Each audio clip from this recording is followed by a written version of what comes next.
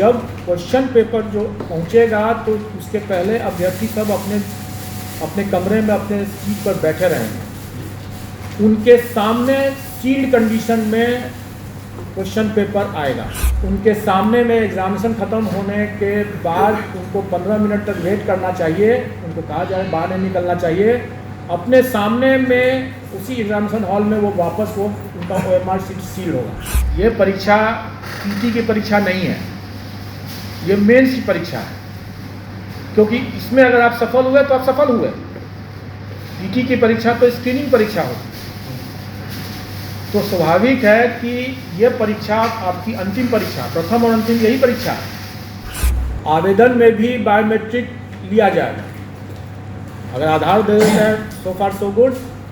अगर आधार नहीं देते हैं तो हम उनकी बायोमेट्रिक उनके आवेदन के साथ लेंगे। और थोड़ा सा भी अगर हम लोग पाएंगे कि कोई अगर गलत कर रहा है तो हम उसको 5 साल के लिए डिबार भी कर रहे हैं। अपनी जो व्यवस्था है उसके बारे में बता देना चाहेंगे। तो उनको 1 घंटा पहले पहुंचना पड़ेगा सेंटर पर कम से कम।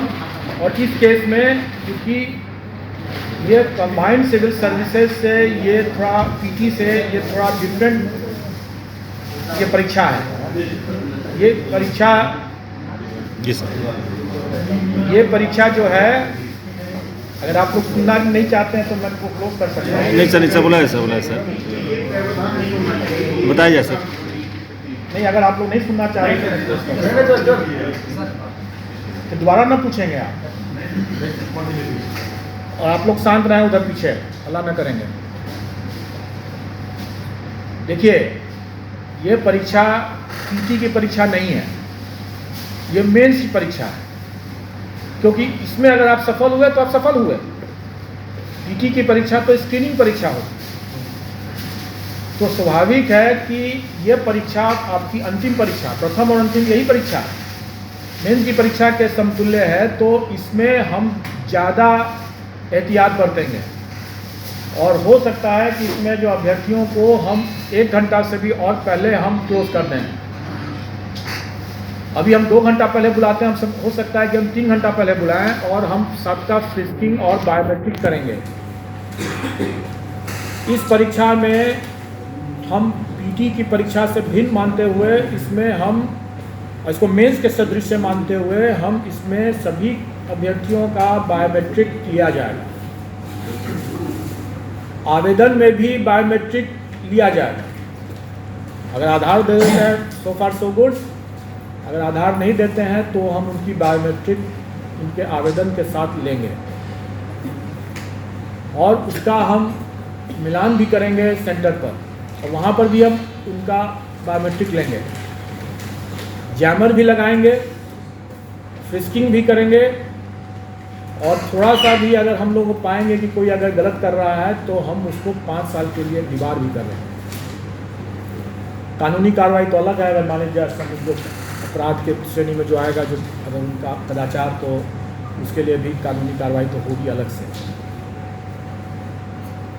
ये कड़ाई के साथ साथ मैं उनकी जानकारी के लिए दे देना चाहता हूँ कि जब क्वेश्चन पेपर जो पहुँचेगा तो उसके पहले अभ्यर्थी सब अपने कमरे में अपने सीट पर बैठे रहेंगे। उनके सामने सील्ड कंडीशन में क्वेश्चन पेपर आएगा।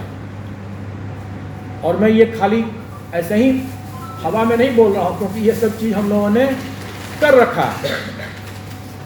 उनके सामने सील्ड कंडीशन में आएगा, हॉल में, एग्जामिनेशन हॉल में जहाँ बैठे रहेंगे वो उनके सामने खुलेगा और उनके सामने ही वितरण होगा। और दूसरा एक और बात, क्योंकि अभ्यर्थी लोग जब एग्ज़ाम दे देते हैं उसका निकल के भागने की जल्दबाजी रहती है। और अगर वो जल्दबाजी में बाहर निकल गया, उसके बाद किसी ने उनका OMR में या कुछ भी मिली भगत अगर कोई कर देता है तो कौन देख रहा है। तो इसलिए उनके सामने में एग्जामिनेशन ख़त्म होने के बाद उनको 15 मिनट तक वेट करना चाहिए। उनको कहा जाए बाहर नहीं निकलना चाहिए। अपने सामने में उसी एग्जामिनेशन हॉल में वो वापस उनका OMR शीट सील होगा। ये सारी प्रक्रिया जो है हम लोगों ने अपने अनुभव से लागू कर दिया है अपनी विभिन्न परीक्षाओं में।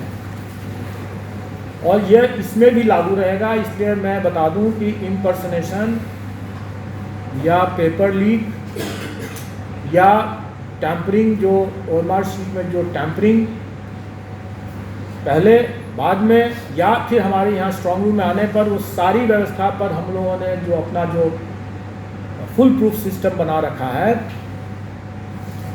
वो इसमें भी लागू किया जाए।